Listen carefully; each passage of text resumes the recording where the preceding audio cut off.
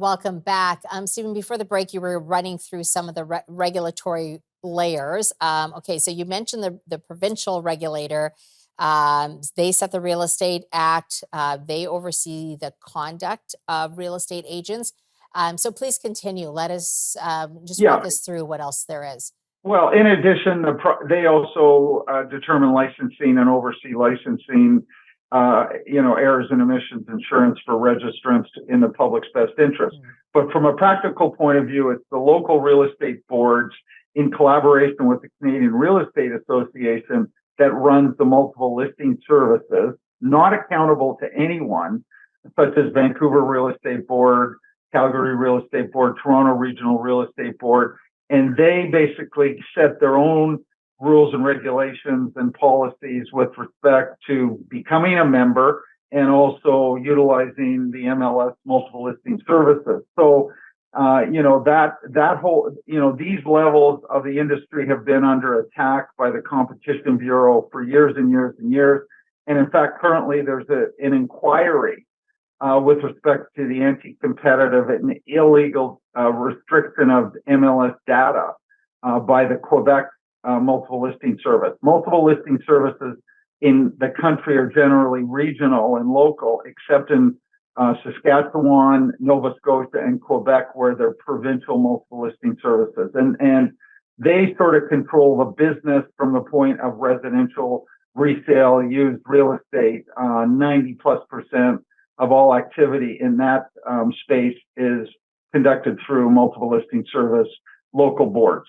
So, Stephen, you hit on something, because one of the criticisms that I've heard, and this is specific to RECO, or the Real Estate Council of Ontario, is that they don't go far enough to protect home buyers. And like you said, it's realtors for the realtors by the realtors, and you mentioned that.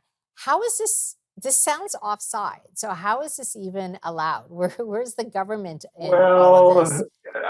It's a good question where the heck the government is. I mean, the directors of the Real Estate Council of Ontario, which is the provincial regulator, are all real estate agents. So, is that a conflict of interest? I would personally say yes. And, it just doesn't, it would seem to me that it would be similar to say, let the Toronto Stock Exchange control the Ontario Securities Council. Does that happen? I don't think so. So why does it happen in the real estate space?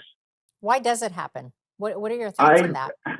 I don't know. It's the evolution. It's the strong lobbying efforts by organized real estate in this country to basically, maintain a cartel or monopoly, which has been clearly confirmed by the Competition Bureau, and they've been attacked and currently are facing an inquiry in Quebec over the restriction of MLS data. Look, you list your house for sale, you sign away your rights, and they're monetizing your content for their purposes, and they're becoming, these nonprofit real estate organizations are becoming for-profit prop tech companies. Is that right?